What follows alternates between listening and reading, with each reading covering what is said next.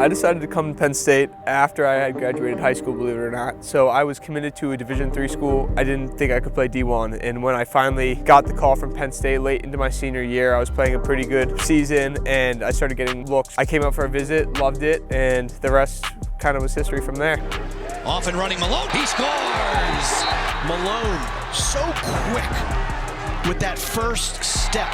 It's been quite a journey. I mean, he has always loved the sport. He's been playing, probably been in third grade or something. And, obviously he was a pretty small kid, so he wasn't highly recruited, and he just kind of kept grinding away. And Coach T gave him a great opportunity, and coming in at the last minute here and just keep working. And I think incremental, like you're not going to get there overnight, so it's every day you have to improve a little bit. And that's what impresses me the most.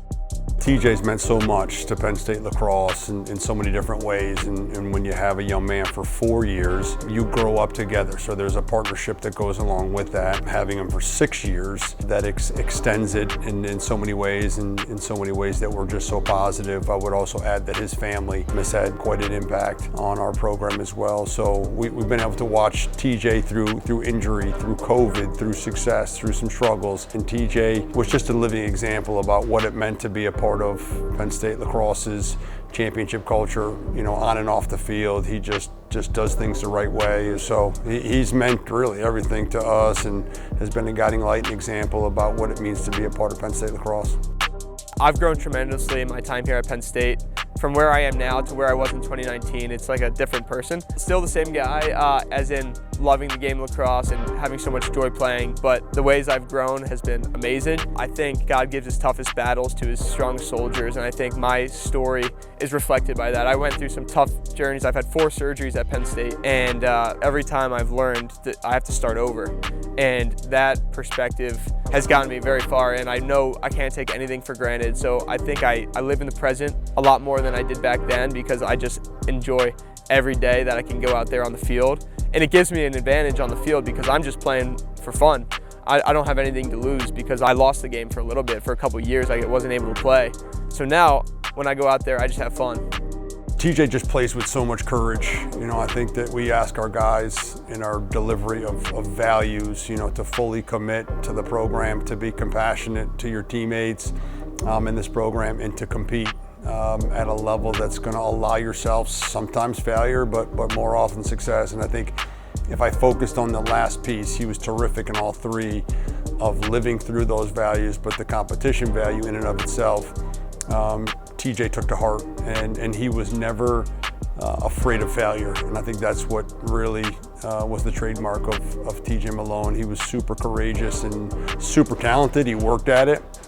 Even through his last year, 6th year, I don't know if anyone worked harder in wall ball and skill development, but his ability to just go out and play with such courage, I think really separated him, not just because of his skill. I think in his mindset, he was just a step above. My freshman year, we went to the Final Four. We won the Big Ten championship, and it was like a dream come true. I thought it was so easy because the leaders on that team, Sabia, Grant Amen, O'Keefe, they made it look so easy. And we're like, after 2019 season, we're set to have a great 2020 season. We're playing great during the year.